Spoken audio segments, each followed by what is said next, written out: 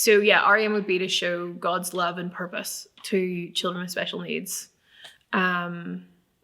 just in a society that doesn't see that.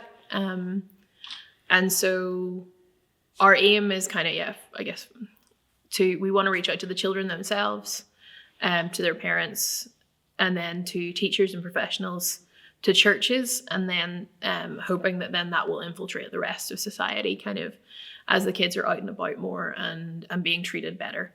And as their parents then, I guess, learn to advocate for them, to receive the help and support that they're due.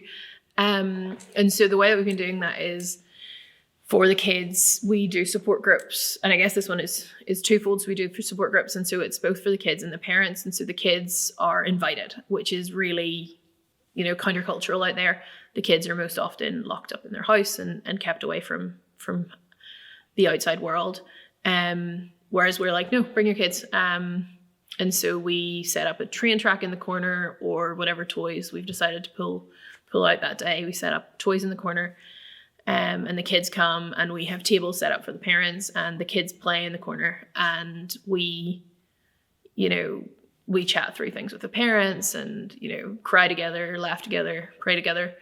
And while the kids are playing, and it's been wonderful to see it, because not only do you have, yes, the parents finding this time together where they can find other people who understand, who have been through the same struggles and walk through the same struggles that they do.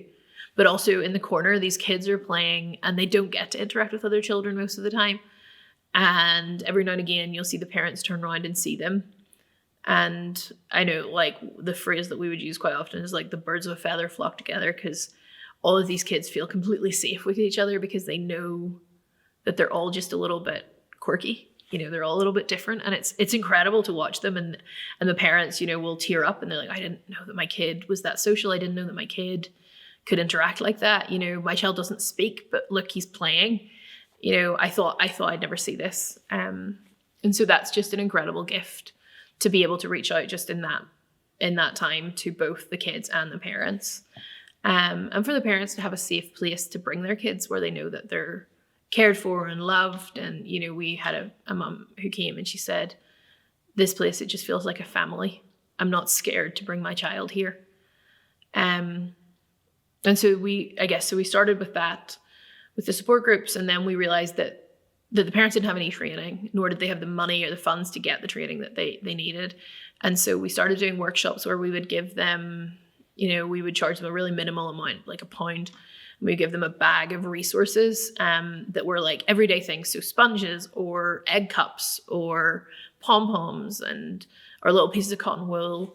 And we taught them how they could do therapy in the house, essentially. And so how could they do therapy for fine motor skills? How could they do therapy for sensory processing? And so we started those during the summer, and we ended up having to redo them because the kind of want was so high for them. And so we did that, and then realized that had almost skipped over a step, because while they worked really well, a lot of the parents didn't even know what their child's diagnosis was. They had been told, your child is autistic, your child has ADHD, your child has Down syndrome, but they didn't know what that meant.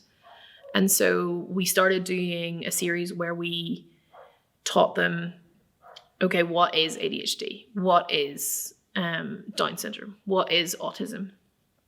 And at that point, we saw that our kind of third group, the teachers and professionals, had got sucked in because they wanted training, didn't have adequate training, and couldn't afford to go for the, really expensive training that was being advertised everywhere. And so we started letting teachers come along and letting professionals come along. And so we did more in-depth. Here is what autism is. Here are some strategies you can use in the everyday to support your child. And all of this with a view to, as we're talking about it and as we're interacting with it, and the parents share their difficulties and their struggles, being able to point them to Jesus, being able to say, look, at the end of the day, the only thing I have when I am exhausted is I have Jesus, and I have my relationship with him, and I have the fact that I know that he loves my kids far more than I do.